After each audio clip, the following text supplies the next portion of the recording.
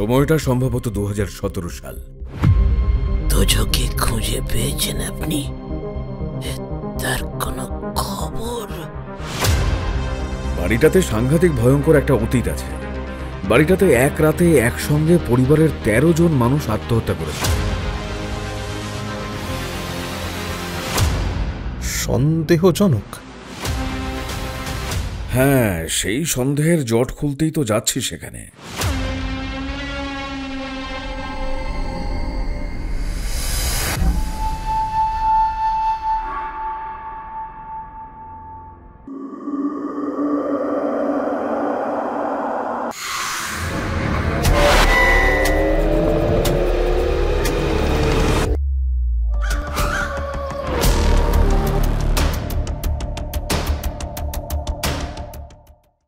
নমস্কার শ্রোতা বন্ধুরা, আপনারা শুনছেন থ্রিলার ডেন।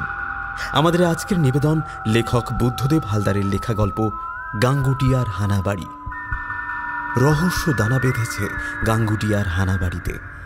ডাক্তার দুর্গাদাস বন্দ্যোপাধ্যায় ও তার পরিবার কি সত্যিই আত্মহত্যা করেছিলেন?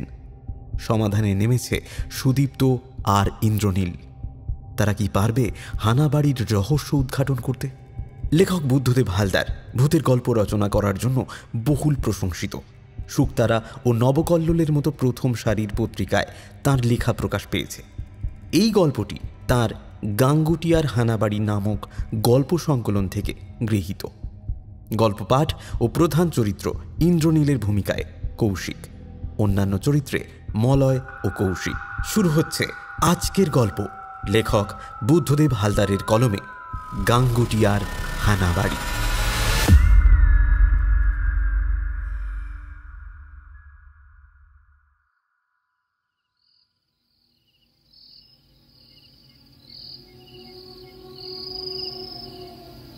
বাড়িটা সত্যি অদ্ভুত। আচমকা চোখে পড়লে যেন একটা অজানা ভয়ে বুকের ভেতরটা তীর তীর করে কাঁপতে থাকে। সন্ধে পেরিয়ে গেছে, অনেকক্ষণ হলো।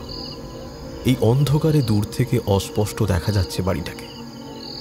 এই নির্জন এলাকায় কেমন মাথা উঁচিয়ে যেন বাড়িটা বিদ্রুপ করে স্বাগত জানাচ্ছে আমাদের। চারপাশ একেবারে শুনশান, একটানা ঝিঁঝির ডাক। দূরে কোথাও অজানা কোনো পাখি ডেকে উঠছে মাঝে মাঝে। আর বহু পুরনো এই বাড়িটাকে ঘিরে চারপাশে রয়েছে জঙ্গল, নানা ধরনের বড় বড় কাঁঠাল বৃক্ষ, বন্য লতা, গুল্ম, ঝোপঝাড় প্রভৃতি। পিছনে দূর থেকে দেখা যাচ্ছে আবছা অনুচ্চ পাহাড় চূড়া। বাড়িটা থেকে বেশ খানিক দূরে অন্ধকারে দাঁড়িয়ে রয়েছি আমরা বলতে আমি শ্রী ইন্দ্রনীল মুখার্জি, বয়স 27, পেশায় একজন সাংবাদিক। ভারতবর্ষের একটি প্রথম শ্রেণীর দৈনিক বাংলা কাগজে চাকরি করি। আমার সঙ্গে রয়েছেন সুদীপ্তদা। তার পরিচয় আলাদা করে এখানে বলার প্রয়োজন আছে বলে আমার মনে হয় না। যারা একটু আধটু খবর রাখেন তাদের কাছে সুদীপ্ত অধিকারী নামটা খুব একটা অপরিচিত নয়।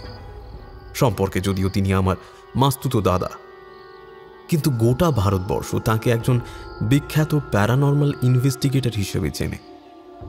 মাঝে মধ্যেই খবরের শিরোনামে তার কর্মকাণ্ড নিয়ে আর্টিকেল প্রকাশ হতে দেখা যায়। সুদীপ্তদা আমার থেকে প্রায় 7 বছরের বড়। মায়ের মুখে শুনেছি ছোটবেলা থেকেই খুব মেধাবী ছাত্র সে। আইআইটি খড়গপুর থেকে কম্পিউটার সায়েন্স নিয়ে পড়াশোনা করে বিরাট একটা কোম্পানিতে চাকরি হাঁকিয়ে বসেছিল। কিন্তু হঠাৎ করেই সবকিছু ছেড়ে দিয়ে প্রেত চর্চা শুরু করলো। আর তার জীবনের প্রথম ভূত শিকারের গল্প জানেন না এমন মানুষ তো এ বাংলায় প্রায় কেউ নেই বললেই চলে। মনে আছে সে সময় তাকে নিয়ে পাতার পর পাতা স্টোরি ছাপা হয়েছিল ভারতবর্ষের বিভিন্ন সংবাদপত্রে। বাংলা, ইংরেজি, হিন্দি, তামিল, তেলেগু, ওড়িয়া প্রায় প্রতিটা ভাষাতেই তার ভূত শিকারের খবর ফলাও করে লেখা হয়েছিল। এসব বেশ কয়েক বছর আগের কথা। তখন আমি যাদবপুর থেকে সবে সাংবাদিকতা পাশ করে বেরিয়েছি। তারপর তো সুদীপ্তদার একের পর এক হাড়হিম করা অলৌকিক ঘটনার মুখোমুখি হওয়া ও প্রমাণ সমেত সে সমস্ত সকলের সামনে প্রকাশ করা। এসব ক্রমশই তাকে একজন দুঁদে প্যারানর্মাল ইনভেস্টিগেটর হিসেবে পরিচিত ও প্রতিষ্ঠিত করে তুলেছিল। গত পরশু সকালে হঠাৎ ফোনটা বেজে উঠেছিল। আমি তখন অফিসের জন্য তৈরি হচ্ছি।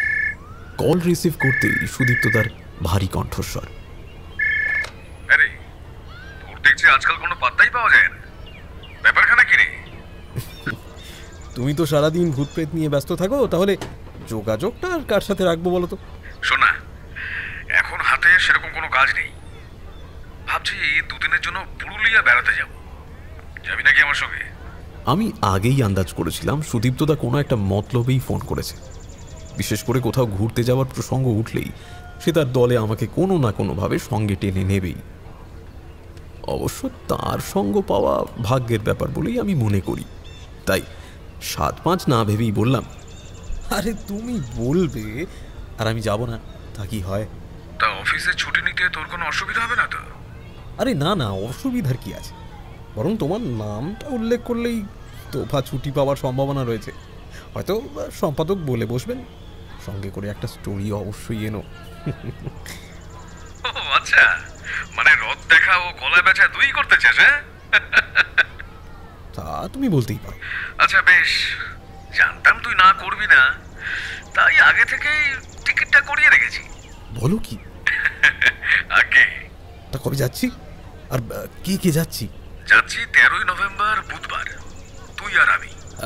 নিপাট ভ্রমণ নাকি কিছু অ্যাডভেঞ্চার ঘটবে? সে একমাত্র নিয়তিই জানে। আচ্ছা, শুনলাম বাড়িতে নাকি একটা অ্যালসেশিয়ান এনেছো। ভালো কথা মনে পড়ে গেল। একটু একটু খোঁজ খবর রাখিস দেখছি। মায়ের কাছেই দুদিন আগে শুনলাম বড় মাসি নাকি গল্প করেছে মায়ের কাছে। হ্যাঁ ঠিকই শুনেছিস। কথায় গিয়েছিল এটুকুই। এরপর চোখের নিমেষেই 13 নভেম্বর এসে হাজির। আর আমরাও আগে পিছে না ভেবে পেরিয়ে পড়লাম আজ দুপুরে। উদ্দেশ্য যদিও নেহাত পুরুলিয়া ভ্রমণ নয়। ট্রেনে আসতে আসতেই ব্যাপারটা খোলসা করলো সুদীপ্তদা। আসলে সবটা তখন তোকে খুলে বলিনি। তোমার স্বভাব তো আর আমার অজানা নয়। 90 ভাগ পেটে আর 10 ভাগ মুখে। তা কি ব্যাপার বলো দেখি। এই যে আমাদের পুরুলিয়া ভ্রমণ, অ্যাকচুয়ালি আমরা যাব পুরুলিয়া জেলার দক্ষিণে। সুদীপ্তদার কথা বলার ধরন দেখে সহজেই বুঝতে পারলাম আদতে পুরুলিয়া যাওয়ার নেপথ্যে রয়েছে অন্য কোনো উদ্দেশ্য, এবং সেই উদ্দেশ্যটা যে কি হতে পারে তা সহজেই অনুমেয়। বললাম, পুরুলিয়ার দক্ষিণে ঠিক কোথায় যাচ্ছি আমরা? যাচ্ছি রাড়ু নদীর পাশের একটা গ্রামে, গাঙ্গুটিয়া হানাবাড়ির নাম শুনেছিস? কই না তো। প্রশাসন বাড়িটাকে প্রায় 3.5 বছর ধরে সিল করে রেখেছে। আর তার 2 কিলোমিটারের মধ্যে অবস্থিত গ্রামের স্থানীয় বাসিন্দাদের দাবি বাড়িটাতে নাকি ভূত আছে। তাদের মধ্যে কেউ কেউ নাকি নিজের চোখে দেখেছে। তার মানে তুমি প্রমাণ সংগ্রহের জন্য? বাড়িটাতে সাংঘাতিক ভয়ঙ্কর একটা অতীত আছে। বাড়িটাতে এক রাতে একসঙ্গে পরিবারের 13 জন মানুষ আত্মহত্যা করেছিল। আত্মহত্যাগুলো সবই এক এক রকম বিচিত্র ঘটনা। আশেপাশের গ্রামের লোকেরা বাড়িটাকে হানাবাড়ি বলে। যদিও স্থানীয় প্রশাসন এ ব্যাপারে কোনো রকম বক্তব্য প্রকাশ করেনি কোনো কালে, অথচ ঠিক কী কারণে বাড়িটায় নিষেধাজ্ঞা জারি করা রয়েছে এত বছর ধরে তাও স্পষ্ট নয়। সন্দেহজনক। হ্যাঁ, সেই সন্দেহের জট খুলতেই তো যাচ্ছি সেখানে। তবে তোর কোনো ভয় নেই, তোকে আমি যখন নিজে ডেকে এনেছি এই বিপদের মধ্যে, সুতরাং তোর নিরাপত্তার দায়িত্ব সম্পূর্ণ আমার। তুই নিশ্চিন্ত থাক। হ্যাঁ বলছি, গাঙ্গুটিয়ার হানাবাড়ি নিয়ে স্টোরিটা কিন্তু আমি লিখব, এবং তা এক্সক্লুসিভ আমাদের দৈনিকেই প্রচারিত হবে ধারাবাহিকভাবে। কেমন? বেশ, তো দেখিস, তাতে অবশ্য আমার কোনো আপত্তি নেই।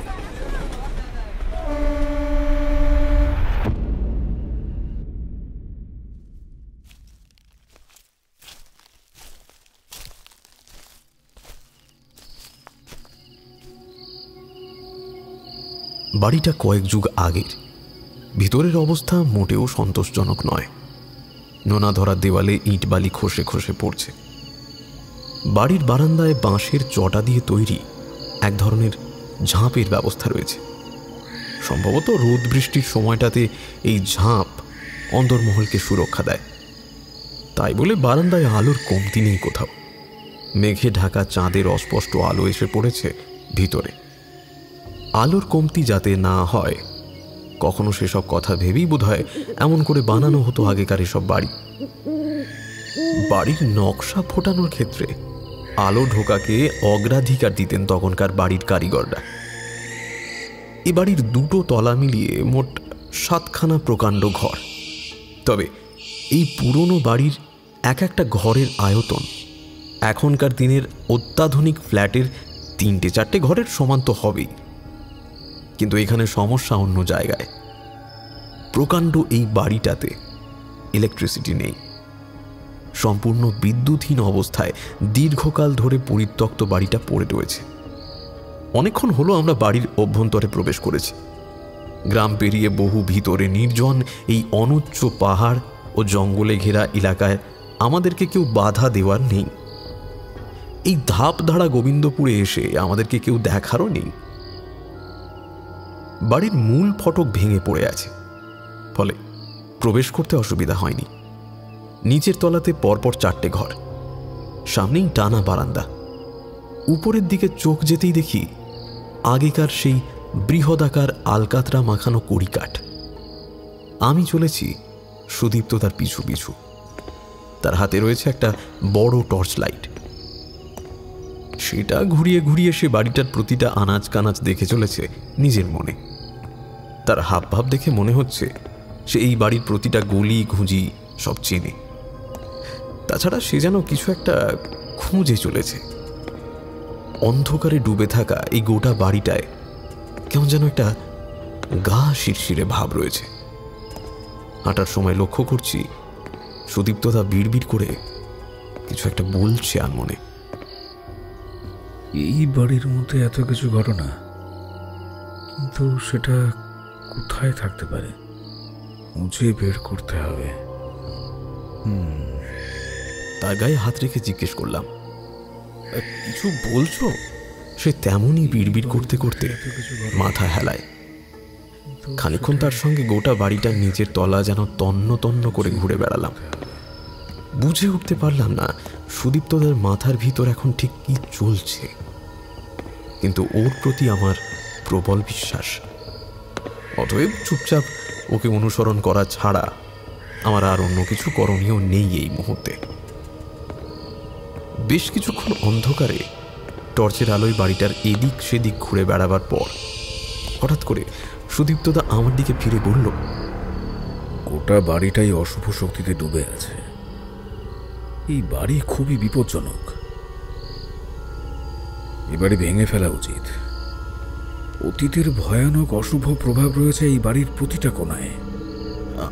আমাদের কি এখান থেকে বেরিয়ে যাওয়া উচিত? একদমই না।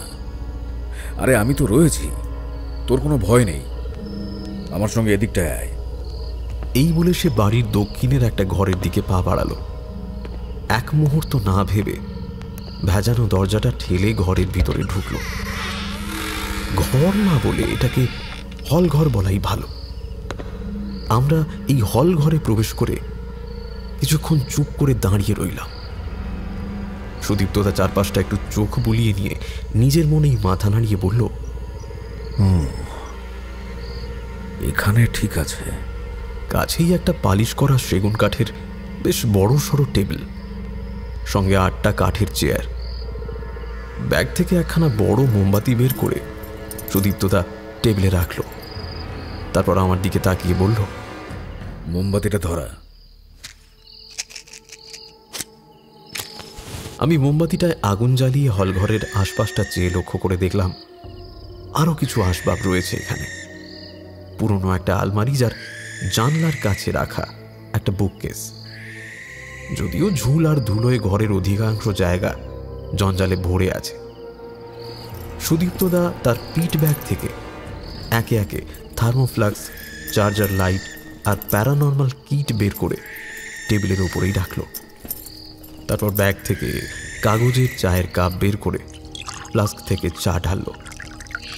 আমি ততক্ষণে সামনের চেয়ারটায় পা ছড়িয়ে বসে পড়েছি। আমার হাতে 1 কাপ চা ধরিয়ে নিজে 1 কাপ নিল। একটা আরামসূচক শব্দ করে চায়ে চুমুক দিয়ে বলল,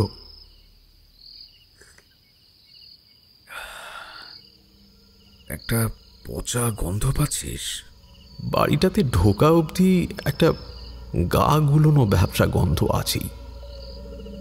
এখন যেন সেটা আগের চাইতে কিছুটা বেড়েছে। অগত্যা মাথা নাড়িয়ে সংক্ষেপেই বললাম, পাচ্ছি। গুড। তারপর চায়ের কাপটা এক চুমুকে শেষ করে ঘরের মেঝেতে ফেলে দিয়ে আমার মুখের দিকে তাকিয়ে বলল, আচ্ছা শোন, তুই এখানে বস, আমি টুক করে গিয়ে উপরের ঘরগুলো একবার দেখে আসি।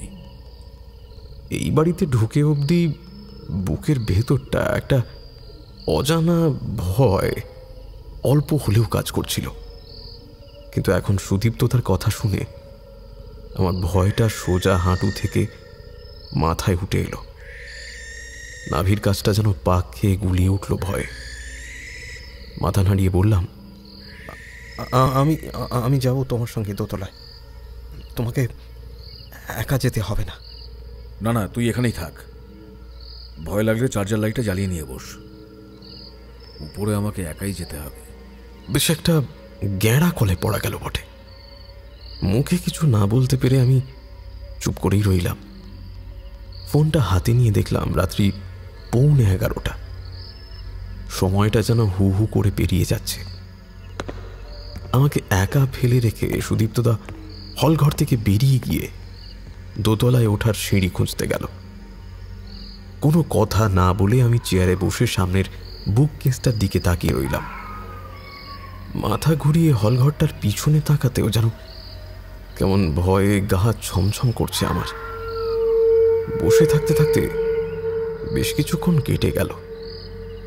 এদিকে ছাদের উপর থেকে সুদীপ্তদার পায়ের শব্দ শুনতে পাচ্ছি, যেন জোরে জোরে দুমদাম পা ফেলে দাপাদাপি করছে সে।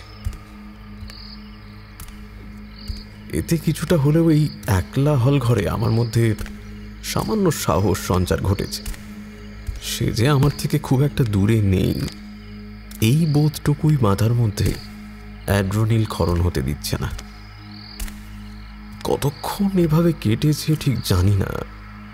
হঠাৎই হলঘরের যেদিকটায় বুক কেস আছে ঠিক সেখানে জানলার কাঁচের বাইরে আবছা দুটি ছায়া ফুটে উঠতে দেখলাম। একজন উচ্চতায় বেশ লম্বা, অন্যজন ঠিক ততটাই বেটে। এতক্ষণ কোনো মতে নিজের ভেতরের ভয়টাকে আটকে রেখেছিলাম, কিন্তু এবারে তা বাঁধ ভাঙা নদীর মতন ঠেলে বুকের ভেতর থেকে বেরিয়ে আসতে চাইল। ওরকম আলো ছায়া পরিবেশে মানুষ একটা ইঁদুরকে দেখেও আঁতকে উঠবে। সেখানে এই দুটো রহস্যময় ছায়ামূর্তি না জানি কোথা থেকে হঠাৎ এত রাতে আমদানি হলো। চেয়ারে বসে বসেই ভয়ে কাঁপতে শুরু করেছি আমি। বার দুয়েক গলা থেকে আওয়াজ তুলতে গিয়েও ব্যর্থ হলাম। সুদীপ্তদাকে ডাকতে চাইছি, ভীষণভাবে ডাকতে চাইছি চেঁচিয়ে, অথচ গলার স্বর কোন খাদে যে আটকে গেছে তা বোঝার উপায় নেই। ছায়ামূর্তি দুটো বিচিত্র রকমভাবে জানলার এদিক ওদিক ঘোরাঘুরি করতে লাগলো। ঠিক সেই সময় দোতলা থেকে সুদীপ্তদার নেমে আসার শব্দ পেলাম। কিরে, ভয় পাচ্ছিস নাকি কোনো কিছুতে? আমি মুখে কিছু না বলে হাতের আঙুল তুলে জানলার দিকে দেখালাম। সেদিকে তাকিয়ে দেখি ততক্ষণ ছায়ামূর্তি দুটো মিলিয়ে গেছে। এত ঠান্ডাতেও আমি ঘামতে শুরু করেছি। সুদীপ্তদা তাড়াতাড়ি আমার কাছে এসে ব্যাগ থেকে জলের বোতল বের করে হাতে ধরিয়ে দিয়ে বলল, এনে আগে জলটা খেয়ে নে। আরে আমি তো আছি, ভয়ের কিছু নেই। ওর কথা বলার ধরন দেখে মনে হলো যাতে আমি ভয় না পাই, শুধু সে কারণেই কোনো মতে কথাগুলো বলা। কারণ সুদীপ্তদার চোখ দুটোর দিকে তাকিয়ে মনে হলো আজ রাতে ঠিক কি কি ঘটতে চলেছে তা সে খুব ভালো করেই জানে। ফলে ওর কথাতে খুব বেশি ভরসা না পেলেও নির্দেশ মতন জলটা গলায় ঢেলে স্নায়ুকে বসে আনার চেষ্টা করলাম। খানিক ধাতস্থ হওয়ার পরে নিজে থেকেই বললাম, দুটো ছায়ামূর্তি দেখেছি ওই ওই ওই জানলার বাইরে, ওখানেই ঘোরাঘুরি করছিল ওরা। একজন বিকট লম্বা আর অন্যজন বেটে, মানে বামন। আচ্ছা, আর কিছু দেখেছিস? মানে ওই ছায়ামূর্তি? আবছায়া অন্ধকারে মনে হলো বিকট লম্বা ছায়ামূর্তিটার হাতে কোনো দড়ি জাতীয় কিছু একটা ছিল। কথা বলা শেষ করে আমি চুপ করে রইলাম। সুদীপ্ত তার মুখের দিকে তাকিয়ে মনে হলো সে মনে মনে কিছু একটা হিসেব করছে, কিন্তু তার হিসেব কিছুতেই মিলছে না। সে যেন কারোর আশার অপেক্ষায় আছে। এমন একটা ভঙ্গিতে চেয়ারে এসে পায়ের উপর পা তুলে বসে পড়ল। তারপর কিছুক্ষণ চুপ করে থেকে বলল, হ্যাঁ, তুই অহেতুক ভয় পেয়েছিস। জানালায় যাদের ছায়া দেখেছিস ওরা উঠল। উঠল মানে? হ্যাঁ বলছি। আচ্ছা, তার আগে বলতো, আমি যখন ছাদের ঘরে পা বাড়ালাম তখন আশেপাশে কোথাও শেয়ালের ডাক শুনেছিলিস? হ্যাঁ, তুমি চলে যাওয়ার পরেই কাছেই কোথাও একদল শিয়াল সমস্বরে ডেকে উঠেছিল, মনে আছে? এই উতলু হলো শেয়াল শিকারী। এরা এক ধরনের উপজাতি, জঙ্গলে জঙ্গলে ঘুরে শেয়াল ধরে বেড়ায়। এদের হাতে থাকে এক ধরনের ছোট শক্ত লাঠি আর বস্তা। এছাড়া এদের কাছে থাকে এক ধরনের শক্ত দড়ি। এসব জঙ্গলের বিহর লতা থেকে তৈরি করে ওরা। এই দড়ি অনেকটা আঠার মতো আটকে থাকে। এরা এতটাই অভ্যর্থ শিকারী যে শেয়ালের পা লক্ষ্য করে যে লাঠি ছোঁড়ে তা লেগে শেয়াল আর কোনো মতেই ওখান থেকে পালাতে পারে না। কিন্তু এখানে এত রাতে, তাও আবার এরকম একটা হানাবাড়িতে? আসলে এরা যাযাবর সম্প্রদায়, আজ এখানে তো কাল সেখানে। কাজেই এদের পক্ষে জানা সম্ভব নয় যে কোনটা মানুষের বাড়ি আর কোনটা। কথা বলতে বলতেই সুদীপ্তদা ওর প্যারানর্মাল কিটের বাক্সটা খুলে নিয়ে টেবিলে কয়েকটা টুলস সাজিয়ে রাখল।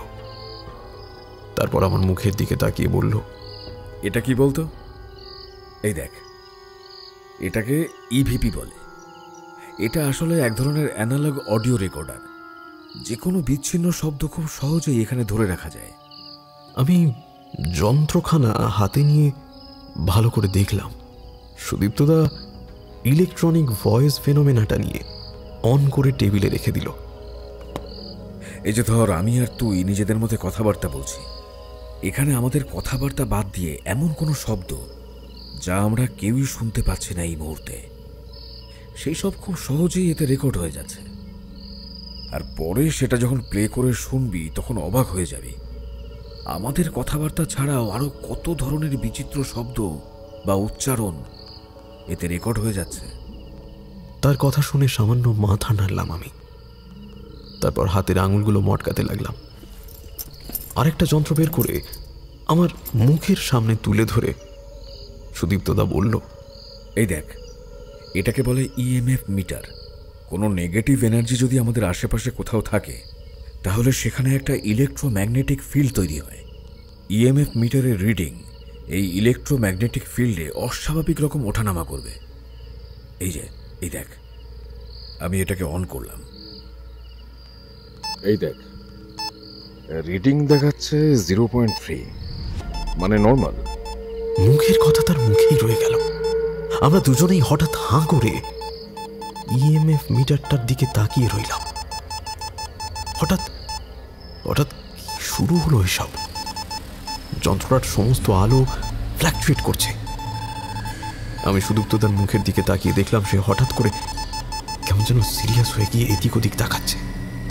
আমি ঝুঁকে পড়ে দেখলাম ইএমএফ মিটারটা রিডিং দিচ্ছে 141.5।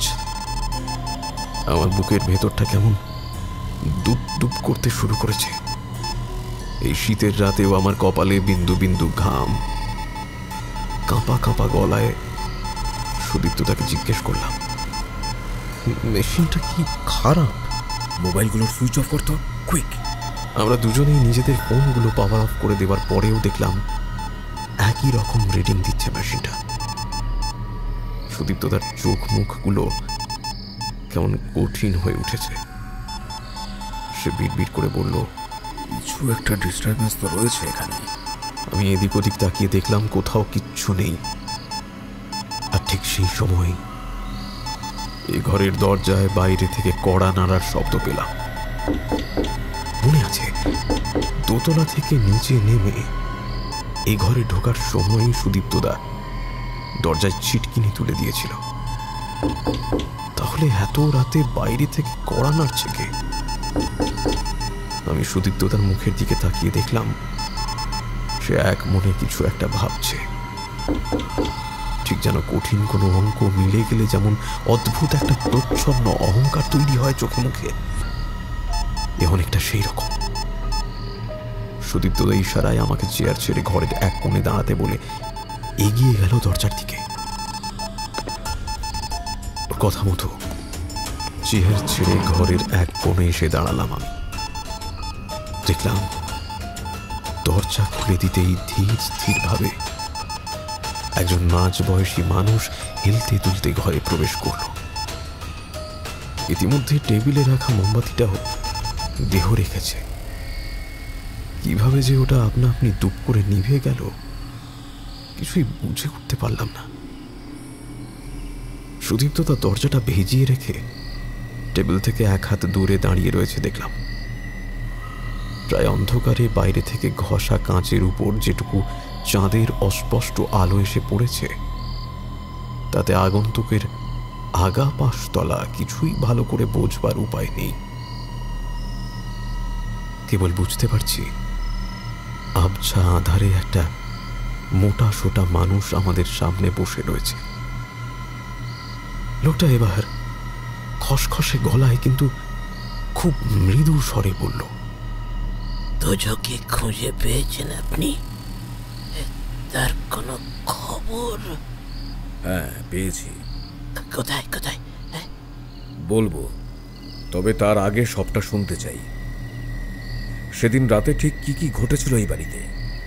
আগন্তুক ও সুদীপ্তদার কথোপকথন শুনে কিছুই ঠাহর করতে পারছিলাম না। ঠিক কি চাইছে ওরা দুজন মিলে? ওরা ওরা কি একে অপরের পরিচিত? আর কেই বা এই আগন্তুক? কি তার পরিচয়? এত রাতেই বা তিনি কোত্থেকে এলেন? আর কেনই বা এলেন? ক্রমশ একগাদা প্রশ্ন আমার মাথার ভেতরে জট পাকিয়ে উঠছে। মাথাটা অন্ধকারে কেমন টিপ টিপ করতে লাগলো। এত ঠান্ডার মধ্যে ওই ঘরের মধ্যে কেমন একটা উদ্ভট টেম্পারেচারে আমার শ্বাস নিতে অসুবিধা হচ্ছে। অন্ধকারে আবছা দেখতে পেলাম সুদীপ্ততা লোকটার মুখোমুখি টেবিলের উল্টো দিকে গিয়ে শান্তভাবে চেয়ারে বসল। আর লোকটা চেয়ারে বসা অবধি যেমন টেবিলের উপর মাথাটা ঝুঁকিয়ে রেখেছিল ঠিক তেমনি ভাবেই সে কথাবার্তা শুরু করলো। কি জানতে চান? আত্মহত্যা কেন করলো সকলে? লোকটা তেমনই মাথা ঝুঁকিয়ে রয়েছে। মাথাটা কেমন যেন তিকোনা সাইজের।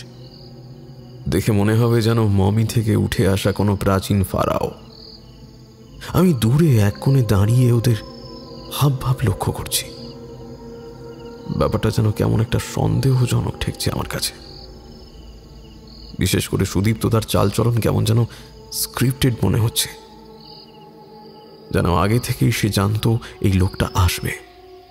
আর তার চেয়েও যেটা বেশি আশ্চর্যের তা হলো সম্ভবত লোকটার সম্পর্কে সে অনেক কিছুই জানে। আর এও স্পষ্ট যে সে অনেক কিছুই আমার কাছে গোপন করে গেছে। বিশেষ করে এখানে আসার প্রকৃত উদ্দেশ্যটা যে কি সেটা আমি এখনো পরিষ্কার করে বুঝে উঠতে পারিনি। আমি চুপচাপ দাঁড়িয়ে ওদের কাণ্ড কারখানা লক্ষ্য করতে থাকলাম। লোকটা সুদীপ্তদার প্রশ্নের কোনো উত্তর না দিয়ে তেমনই মাথা ঝুঁকিয়ে চুপচাপ বসে রয়েছে এখনো। দূর থেকে দেখে মনে হচ্ছে যেন ঘুমে ঢলছে সে। সুদীপ্তদা আবারও জিজ্ঞেস করল, উত্তর দিন, এই বাড়ির সকলে আত্মহত্যা কেন করলো? আত্মহত্যা নয়, খুন খুন খুন খুন। কেন খুন হলেন তারা? আর কিভাবে হলেন? কারাই বা খুন করলো ওদের?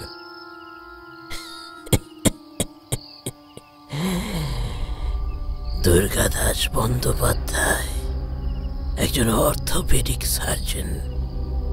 শিলিগুড়ি থেকে বদলি হয়ে এলো কলকাতার এক নামী হাসপাতালে, আর এসেই গন্ডগোলটা শুরু করলো। হাসপাতালের নানা রকম দুর্নীতি নিয়ে খুব সহজেই তার চোখে ধরা পড়ে যায়। দিনের পর দিন বেওয়ারিশ লাশ পাচার থেকে শুরু করে নকল ওষুধের ব্যবসা একে একে সব জানতে পেরে গেল লোকটা। এর পেছনে হাসপাতালের যেসব উঁচু তলার লোক ছিল তাদের নামে থানায় নালিশ জানাবে ঠিক করলো। কিন্তু লোকটা জানতো না এর পেছনে ছিল একটা পলিটিক্যাল চেইন, একটা বড় সিন্ডিকেট।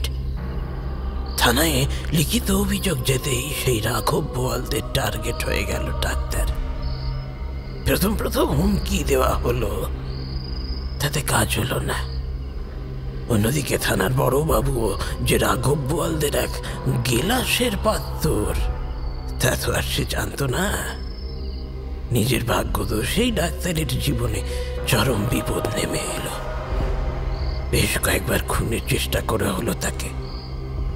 তারপর একদিন হঠাৎ কাউকে কিছু না জানিয়ে প্রাণ ভয়ে চাকরি ছেড়ে পালিয়ে গেল।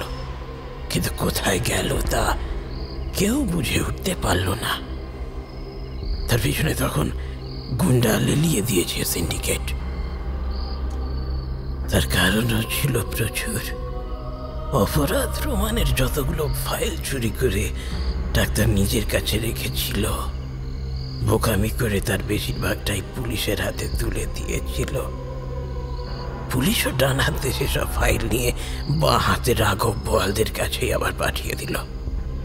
কিন্তু অন্যায়কারীদের বিরুদ্ধে সবচেয়ে জবরদস্ত ফাইলটা লুকোনো ছিল খোদ ডাক্তারের কাছেই।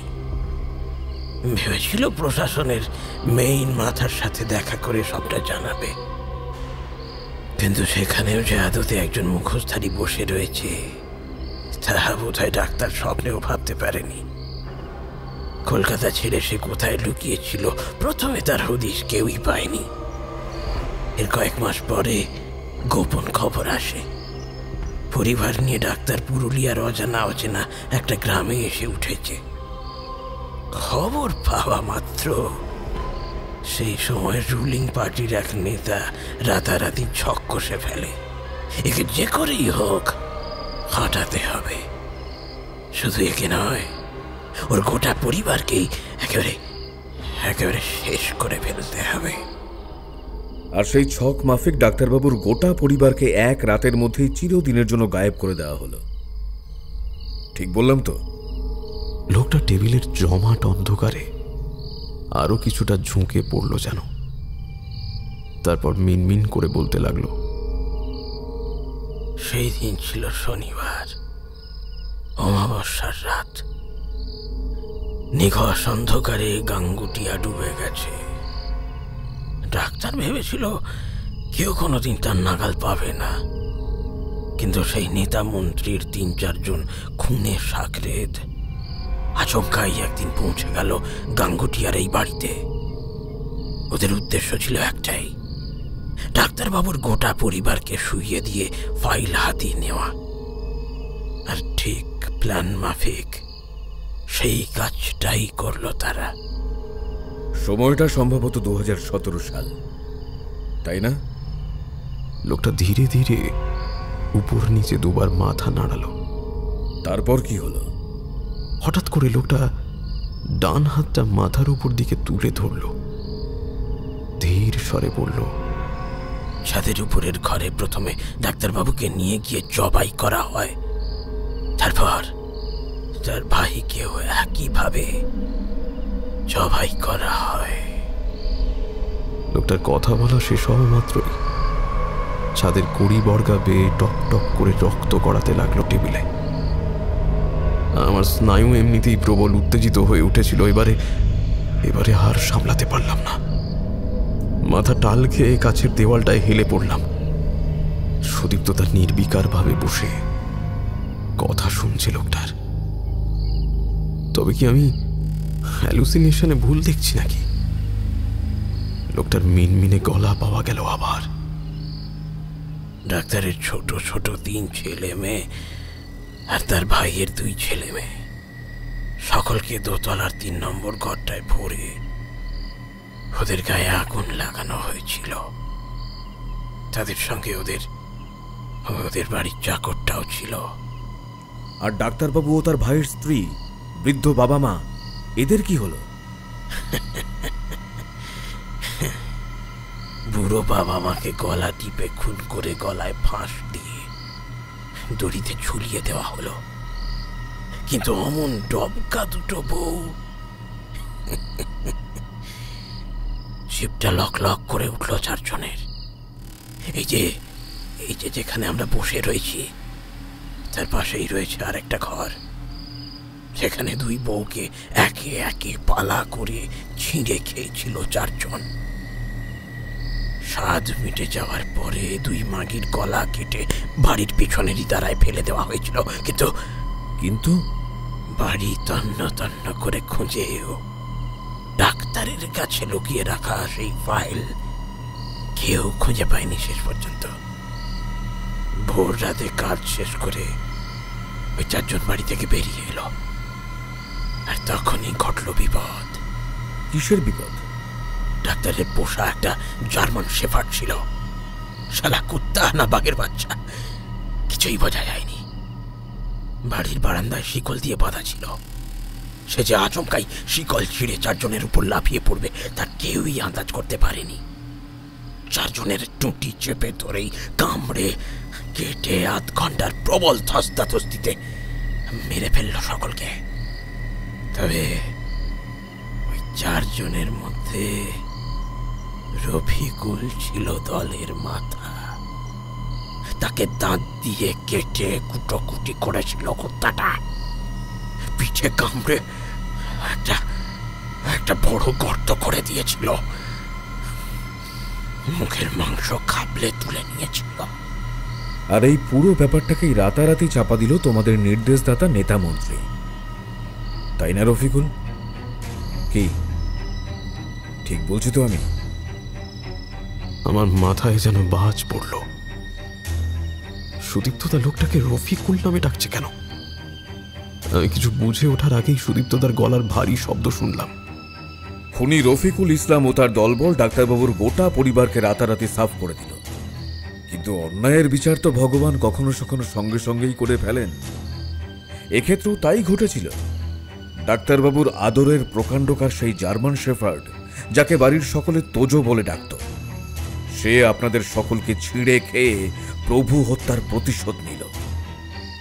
কিন্তু এই ঘটনা চাপা দেওয়া সেই পলিটিক্যাল চেইন সিন্ডিকেট, তারা তো দিব্যি এখনো বহাল তবিয়তে রয়েছে। লোকটা হঠাৎ চেয়ার ছেড়ে উঠে দাঁড়িয়েছে। কেমন একটা ঘরে গলায় কথা বলছে। কিছুই বুঝতে পারছি না তার গলার স্বর। ঘর থেকে বোধহয় বেরিয়ে যাওয়ার জন্য এগিয়ে গেল, আর ঠিক তখনই লক্ষ্য করলাম কি বিভৎস পৈশাচিক ভয়ঙ্কর তার মুখটা। ঘরের ভিতরের অল্প আলোয় দিব্যি দেখতে পাচ্ছি এখন লোকটার পিঠে একটা বিরাট গর্ত, আর সেই গর্তের ভিতর দিয়ে দেখা যাচ্ছে ঘরের এপার ওপার সবটা। এদিকে শরীরের আভ্যন্তরীণ অঙ্গগুলো দেখা যাচ্ছে সেই মাংসের গর্তের মধ্যেই। আর ঠিক তখনই বিস্ফারিত চোখে দেখতে পেলাম যে লোকটার মুখ শুধু একটা দোমড়ানো মোচড়ানো ছেঁড়া রক্তের দলা মাখানো হৃৎপিণ্ড। সেই মাংসপিণ্ডের মধ্যে চোখ, নাক, ঠোঁট বা কানের কোনো চিহ্ন নেই।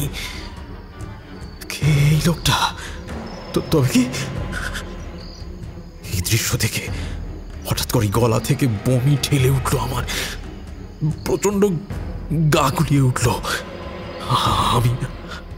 আমি আঁতকে উঠলাম।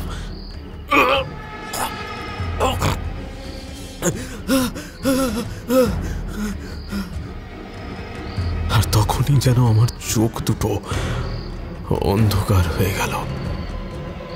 হঠাৎ করেই জ্ঞান হারালাম। তারপর আর কিচ্ছু মনে নেই।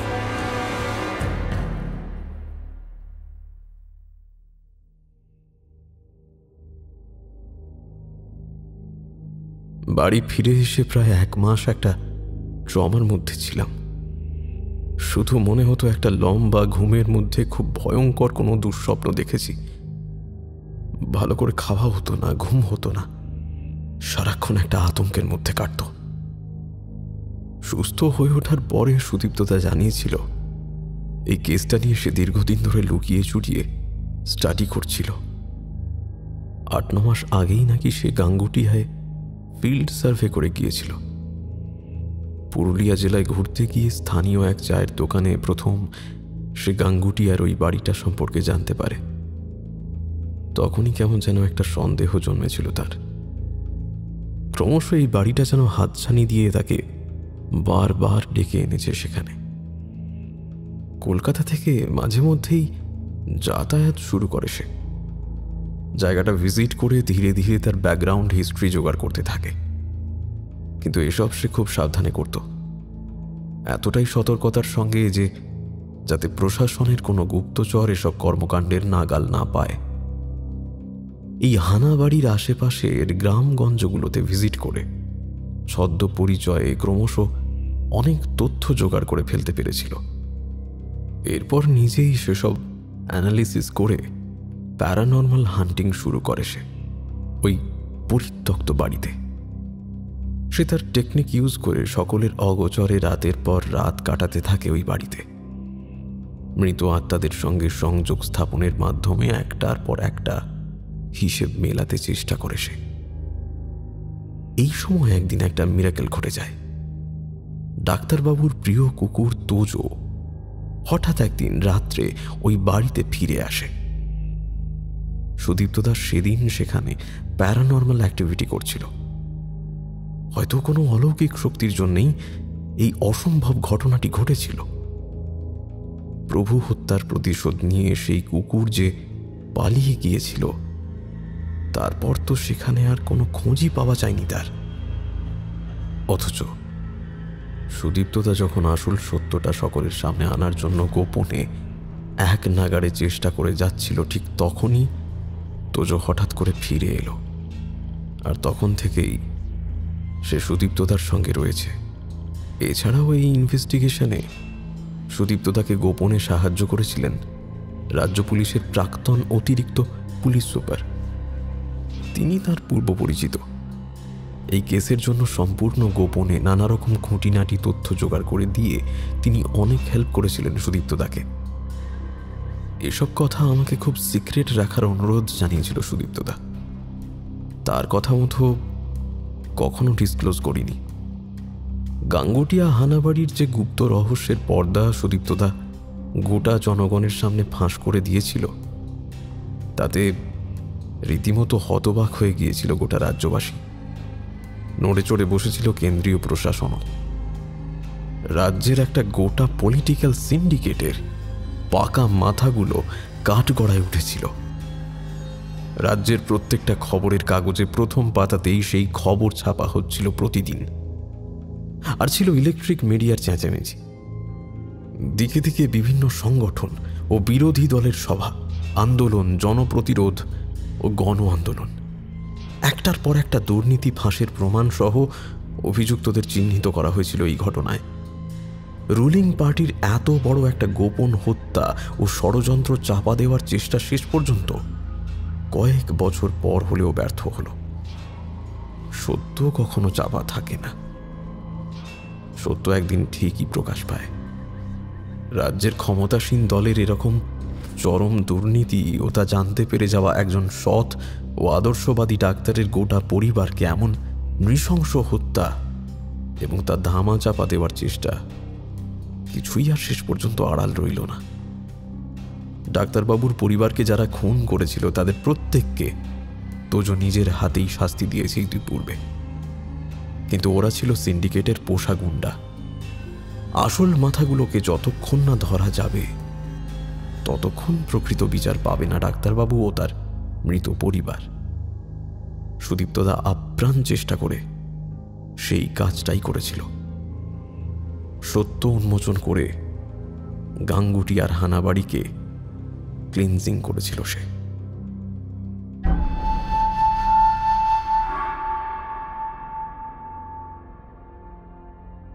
শেষ হলো আজকের গল্প গাঙ্গুটিয়ার হানাবাড়ি।